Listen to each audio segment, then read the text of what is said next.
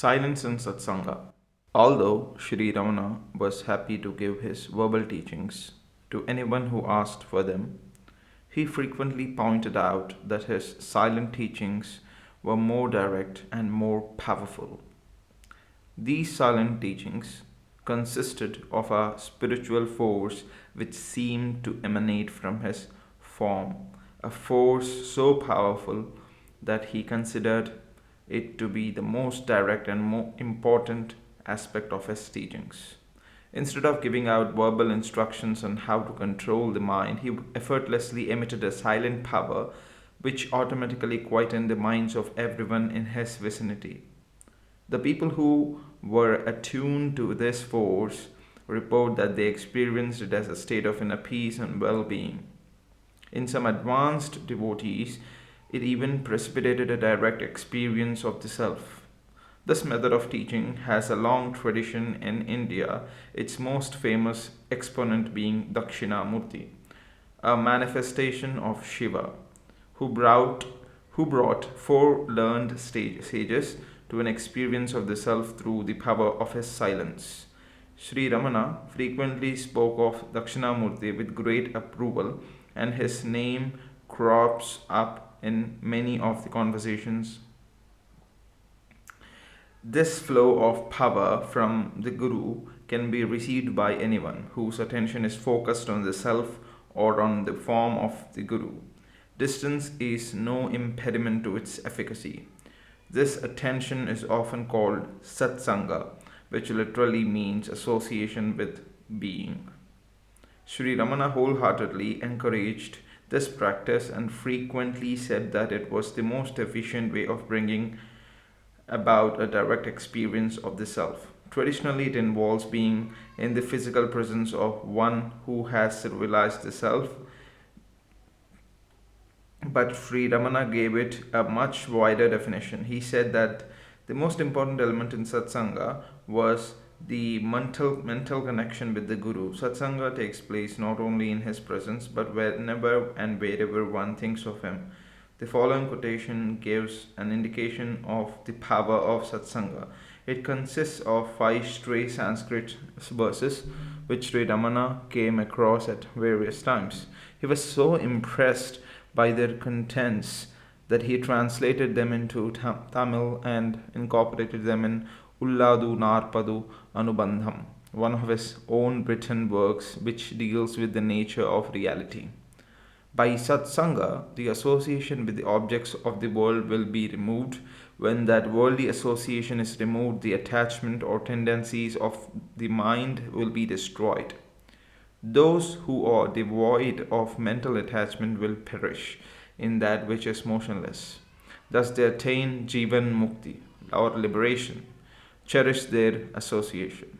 Second, the supreme state which is praised and which is attained here in this life by clear vichara, which arises in the heart and when association with a sadhu or a noble person or one who has realized the self is gained, is impossible to attain by listening to preachers, by studying and learning the meaning of the scriptures, by virtuous deeds, or by any other means. If one gains association with sadhus, of what use are all the religious observances or the niyamas when the excellent cool southern breeze itself is blowing? What is the use of holding a hand fan? Heat will be removed by cool moon, poverty by celestial wishful fulfilling tree, and sin by Ganges. But know that all these, beginning with heat, will be removed merely by having the darshan or the sight of incomparable sadhus. Sacred bathing places, which are composed of water and images of deities, which are made of stone and earth, cannot be comparable to those great souls or Mahatmas. Ah, what a wonder! The bathing places and deities bestow purity of mind after countless days, whereas such purity is instantly bestowed upon people as soon as sadhus see them with their eyes. Question: why does not Bhagavan go about and preach the truth to people at large? Response: Bhagavan, how do you know I am not doing that? Does preaching consist in mounting a platform and haranguing the people around? Preaching is simple communication of knowledge. It can really be done in silence only. What do you think of a man who listens to a sermon for an hour and goes away without having been impressed by it so as to change his life? Compare him with another who sits in a holy presence and goes away after some time with his outlook on life totally changed. Which is the better, to preach loudly without effect, or to sit silently sending out inner force? Again, how does speech arise? First, there is abstract knowledge. Out of this arises the ego, which in turn gives rise to thought, and thought to the spoken word. So, the word is great grandson of the original source. If the word can produce an effect, judge for yourself how much more powerful must be the preaching through silence. Question: how can silence be so powerful?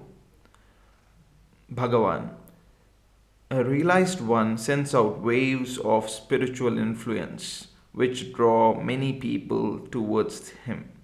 Yet he may sit in a cave and maintain complete silence. You may listen to lectures upon truth and come away with hardly any grasp of the subject. But to come into contact with the realized one, though he speaks nothing, will give much more grasp of the subject. He never needs to go out among the public. If necessary, he can use others as instruments. The Guru is bestower of silence who reveals this light of self knowledge which shines as the residual reality. Spoken words are of no use whatsoever if the eyes of the Guru meet the eyes of the disciple. Question: does Bhagavan give Diksha or initiation? Bhagavan: Mauna or silence is the best and most potent Diksha that was practiced by Sri Dakshinamurti. Initiation by touch, look, etc. are all of a lower order. Silent initiation changes the hearts of all. Dakshinamurti observed silence when the disciples approached him. That is the highest form of initiation. It includes the other forms. There must be subject object relationship established in other diksha. First, the subject must emanate and then in the object. Unless there are two, unless these two are there, how is the one to look at the other or touch him? Mauna Diksha is the most perfect. It comprises looking, touching, and teaching. It will purify the individual in every way and establish him in the reality. Question: Swami Vivekananda says that a spiritual guru can transfer spirituality substantially to the disciple. Bhagavan: is there a substance to be transferred? Transfer means eradication of the sense of being the disciple. The master does it, not that the man was something at one time and metamorphosed later into another. Question: is not grace the gift of the Guru? Bhagavan: God, grace, and Guru are all synonymous and also eternal and immanent. Is not the self already within? Is it for the Guru to bestow it by his look? If a Guru thinks so, he does not deserve the name. The books says that there are so many kind of diksha: initiation by hand, by touch, by eye, etc.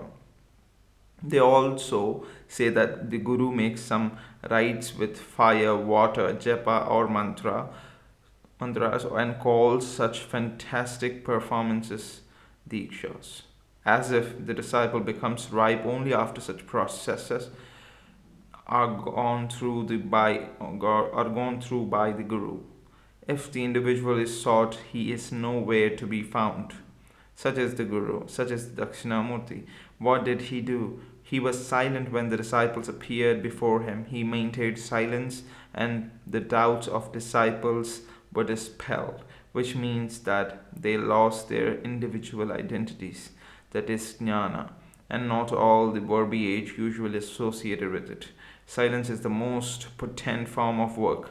However vast and emphatic the Shastras may be, they fail in their effect.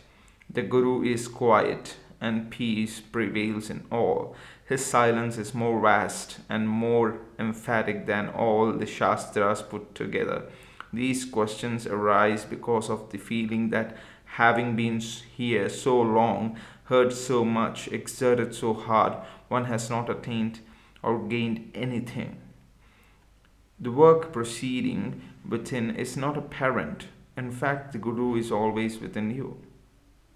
Question: can the Guru's silence really bring about the advanced states of spiritual awareness? Bhagavan: there is an old story which demonstrates the power of the Guru's silence. Tatvaraya Tatvaraya composed a bharani, a kind of poetic composition in Tamil, in honor of his Guru Swarupananda, and convened an assembly of learned pundits to hear the work and assess its value. The pundits raised the objection that a bharani was only composed in honor of great heroes capable of killing 1,000 elephants in battle, and it was not in order to compose such a work in honor of an ascetic. Thereupon, the author said, let us all go to my Guru, and we shall have this matter settled there. They went to the Guru, and after they had all taken their seats, the author told his Guru the purpose of their visit. The Guru sat silent, and all the others also remained in Mauna. The whole day passed, the night came, and some more days and nights, yet all sat there silently, no thought at all occurring to any of them, and nobody thinking or asking why they had come there. After 3 or 4 days like this, the Guru moved his mind a bit, and the people assembled immediately regained their thought activity. They then declared, conquering 1,000 elephants is nothing besides this Guru's power to conquer the rutting elephants of all our egos put together. So certainly he deserves the bharani in his honor. Question: how does this silent power work? Bhagavan: language is only a medium for communicating one's thought to another. It is called in one only after thoughts arise.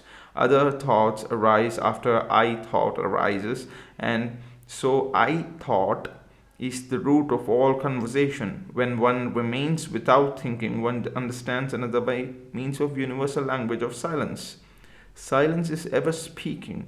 It is a perennial flow of language which is interrupted by speaking. These words I am speaking obstruct that mute language. For example, there is electricity flowing in a wire. With resistance to its passage, it glows as a lamp or revolves as a fan, and in the wire it remains as an electric energy. Similarly, also, silence is the eternal flow of the language, obstructed by words. What one fails to know by conversation extending to several years can be known instantly in silence or in front of silence. Dakshinamurti and his 4 disciples are a good example of this. This is the highest and most effective language. Question: Bhagavan says the influence of Jnani steals into the devotee in silence. Bhagavan also says contact with great man or Mahatmas is one efficacious means of realizing one's true being. Bhagavan: what is the contradiction? Jnani, great men, Mahatmas, do you differentiate between them? No. Contact with them is good. They will work through silence. By speaking their power is reduced. Silence is most powerful. Speech is always less powerful than silence, so mental contact is the best.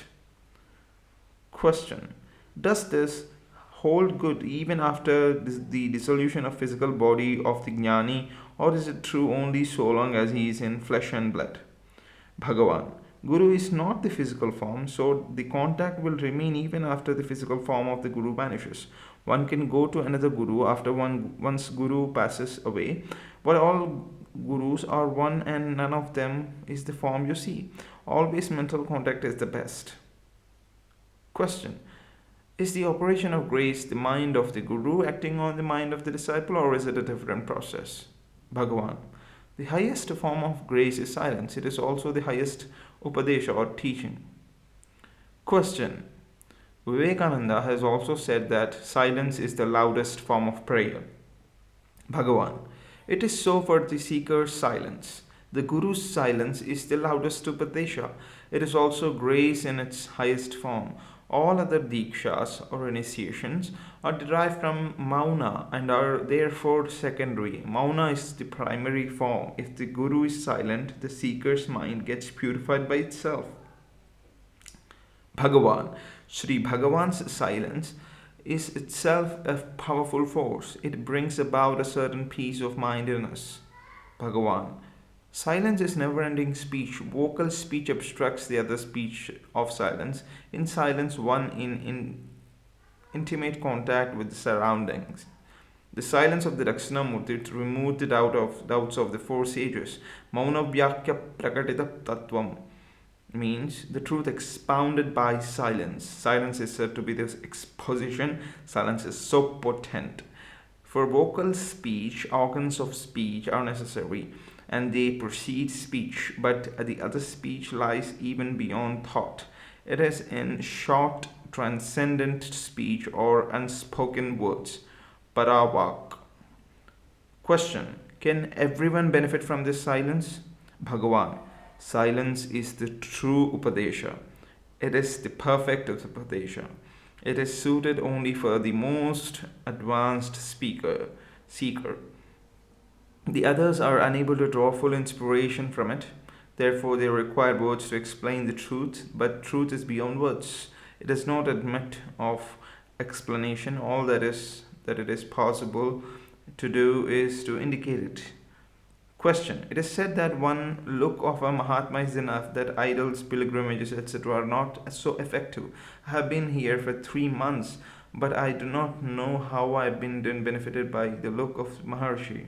Bhagavan: the look has a purifying effect. Purification cannot be visualized. Just as piece of coal takes a long time to be ignited, a piece of charcoal takes shorter time, and a mass of gunpowder is instantaneously ignited. So it is with greats of men coming into contact with Mahatmas. The fire of wisdom consumes all action. Wisdom is acquired by acquisition or with the wise or the satsanga, or rather its mental atmosphere. Question: can the Guru's silence bring about the realization of the disciple? If the disciple, can the Guru's silence bring about realization if the disciple makes no effort? Bhagavan: in the proximity of a great master, the vasana cease to be active. The mind becomes still and samadhi results. Thus, the disciple gains true knowledge and right experience in the presence of the master.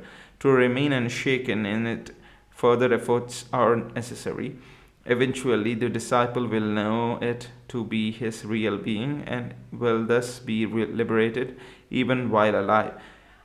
Question: if the search has to be made within, is it necessary to be in physical proximity of the master?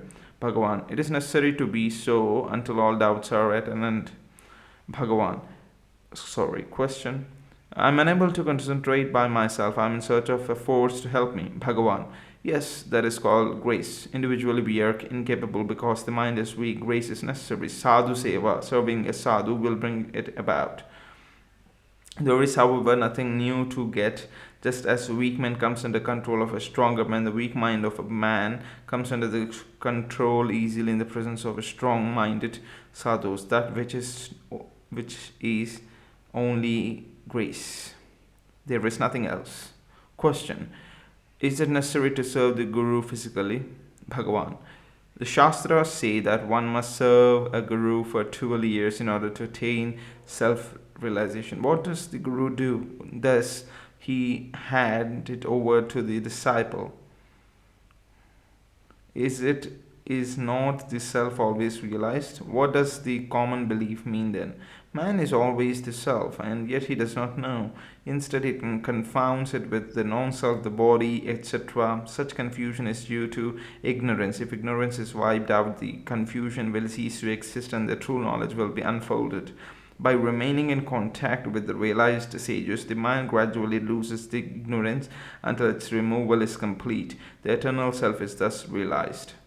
Question. You say that association with wise or satsanga and the service of them is required for a disciple. Yes, the first really means association with the unmanifest sat or absolute existence, but as very few can do that, they have to take second best, which is the association with the manifest sat, that is the guru. Association with the sages should be made because thoughts are so persistent. Sage has already overcome the mind and remains in peace. Being in his proximity helps to bring about the condition in others, about this condition in others. Otherwise, there is no meaning in seeking his company.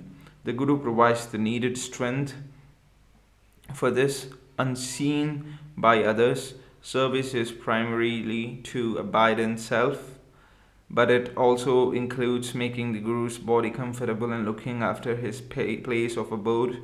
Contact with the Guru is also necessary, but this means with spiritual contact. If the disciple finds the Guru internally, then it does not matter where he goes. Staying here or elsewhere must be understood to be the same and to have the same effect. Question. My profession requires me to stay near my place of work. I cannot remain in the vicinity of sadhus. Can I have a realization even in the absence of satsanga? Bhagavan. Sat is aham pratyaya saram, the self of selves.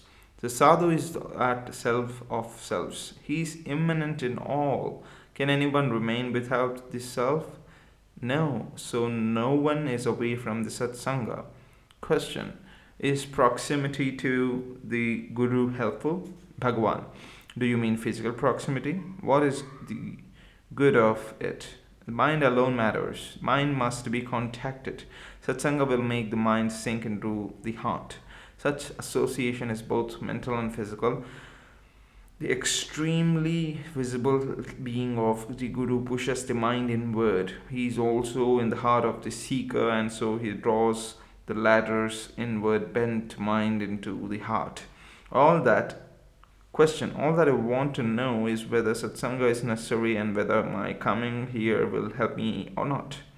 Bhagavan. First, you must decide what is satsanga.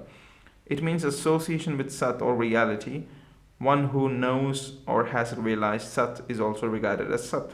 Such association with Sat or with one who knows Sat is absolutely necessary for all. Shankara has said that in all the three worlds there is no boat like satsanga to carry one safely across the oceans of births and deaths. Satsanga means sangha, association with Sat. Sat is the only self. Silence, since the self is not now understood to be Sat, the company of the sage who has thus understood it is sought. That is satsanga. Introversion results, then Sat is revealed.